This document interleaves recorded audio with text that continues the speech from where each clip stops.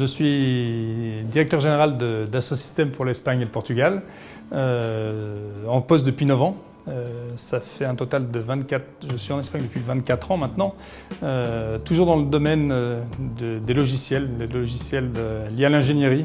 Au niveau associatif, donc, je fais partie maintenant depuis 1 an, je suis vice-président de la Chambre de commerce en charge plus des relations institutionnelles ainsi que de la partie de relations avec les commissions de travail qu'on a mis en place au sein de la Chambre.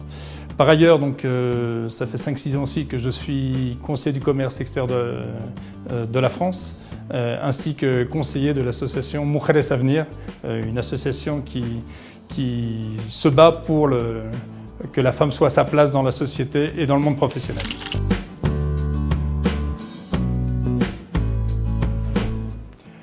Globalement, Dassosystème a bien vécu la crise du Covid. Donc en 2020, on a annoncé une croissance de 10%.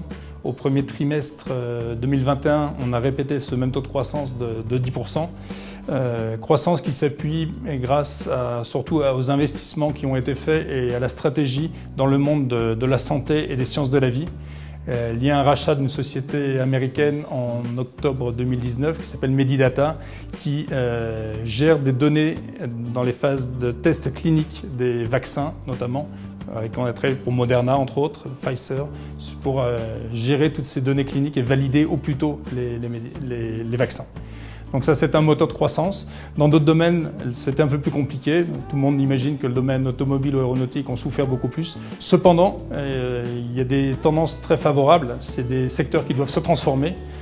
On entend tous parler de batteries, de véhicules électriques, hybrides, etc., des avions électriques qui seront une réalité dans quelques années. Tout ça est un moteur pour ces segments de marché qui sont, au niveau ingénierie, ils reprennent une activité et créeront de l'emploi et recréeront de la valeur au niveau de leur supply chain dans quelques années.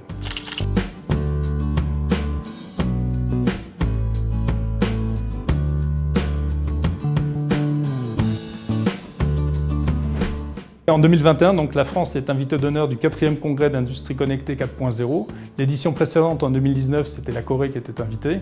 Cette année, ça va être un format virtuel hybride, virtuel et physique, où j'espère qu'en octobre, on aura l'opportunité de rencontrer et de serrer la main à des personnes, soyons fous, de telle manière à ce que donc ce congrès qui se déroule sur 2 jours, avec une première journée institutionnelle où un ministre conseiller sera invité, des institutions financières qui financent donc l'innovation et la technologie seront présentes, et une deuxième journée plus orientée aux entreprises où par segment de marché auront lieu des tables rondes confrontant 2 industriels, un français et un espagnol, qui peuvent être clients ou concurrents éventuellement, pour parler donc de leur transformation numérique, de leurs projets, des visions sur le futur, notamment dans les secteurs de l'automobile, de la santé ou de la défense.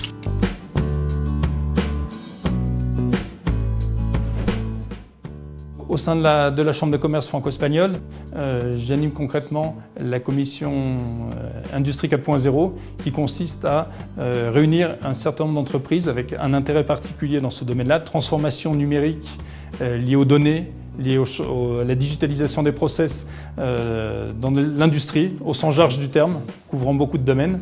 Donc on est une trentaine d'entreprises qui avons l'opportunité d'échanger entre nous. On apprend les uns des autres, évidemment,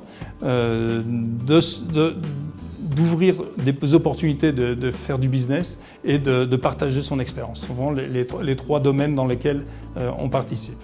Et je pense que c'est très enrichissant pour toutes les entreprises et je pense à créer des opportunités de créer du business concrète, notamment avec des interactions à plus haut niveau avec les institutions pour faire connaître cette activité et le savoir-faire des entreprises françaises en Espagne.